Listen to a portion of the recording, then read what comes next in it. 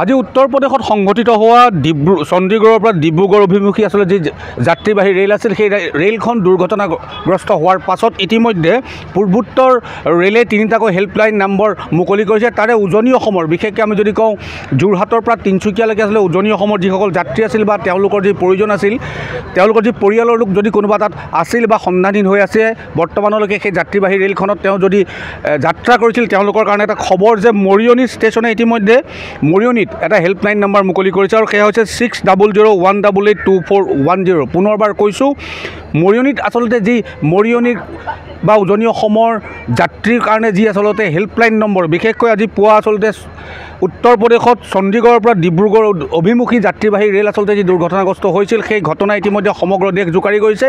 Rail দুৰ্ঘটনাৰ পাছত ইতিমধ্যে উত্তৰ পূব সীমান্ত ৰেলৱে তিনিটাকৈ হেল্পলাইন নম্বৰ মুকলি কৰিছে। ইয়াৰে ডিব্ৰুগড়ৰ হেল্পলাইন নম্বৰ হৈছে 9957555960, মৰিয়নিৰ হেল্পলাইন নম্বৰ হৈছে 6001882410 আৰু তিনিচুকীয়াৰ হেল্পলাইন নম্বৰ হৈছে 9957555979। পুনৰবাৰ কৈছোঁ যে আজি পুৱা আচলতে চণ্ডীগড়ৰ পৰা ডিব্ৰুগড় অভিমুখী যি যাত্ৰীবাহী আচলতে ৰেল দুৰ্ঘটনা ইতিমধ্যে সমগ্ৰ দেশ জোকাৰি গৈছে। তাৰ পাছত সমগ্ৰ ৰাজ্যৰ লগতে সমগ্ৰ দেশৰ লগতে যি চাঞ্চল্য বিৰাজ কৰিছে, তাৰ পাছত আচলতে উজনি অসমৰ যিহেতু এখন ৰেল আছিল আৰু এই ৰেলখনত যাত্ৰী যিসকল আছিল তেওঁলোকৰ বহুতো ইতিমধ্যে আঘাতপ্ৰাপ্ত হৈছে, কোনোবা আচলতে নিখোজ হৈ আছে বুলি তেওঁলোকৰ পৰিয়ালৰ পৰা আমি অনানুষ্ঠানিকভাৱে খবৰ পাইছোঁ। আৰু সেইসকল লোকৰ কাৰণে ইতিমধ্যে ডিব্ৰুগড়, মৰিয়নি আৰু তিনিচুকীয়াত তিনিটাকৈ হেল্পলাইন নম্বৰ ইতিমধ্যে উত্তৰ পূব সীমান্ত ৰেলৱে মুকলি কৰি দিছে। এটা কথা ক'বই লাগিব যে ক্ৰমাগত এইটো মাহত যদি কওঁ ক্ৰমাগত দুটাকৈ ৰেল দুৰ্ঘটনাই সমগ্ৰ দেশ জোকাৰি গৈছিল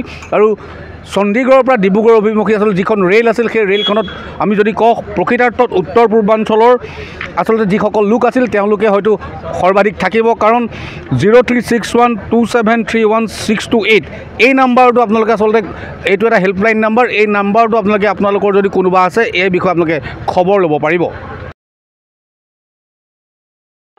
ৰ'ব, আপুনি যে এটা অপৰাধ কৰিবলৈ গৈ আছে, আপুনি জানেনে এই নাবালিকা গৰাকীক এতিয়াই বিয়াত বহুৱাটো যে এটা অপৰাধ, আপুনি জানেনে?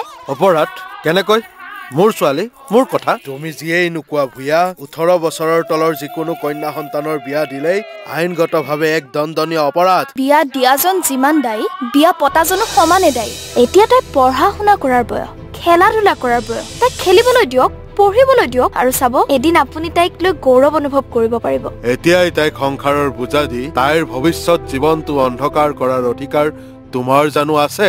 মোৰ ভুল হৈ গ'ল মাজনী, মোক ক্ষমা কৰিবা। শিক্ষা ল'ৰা ছোৱালী উভয়ৰে প্ৰাপ্য আৰু অধিকাৰ। আপোনাৰ কন্যা সন্তানক তাইৰ এই প্ৰাপ্যৰ পৰা বঞ্চিত নকৰাব।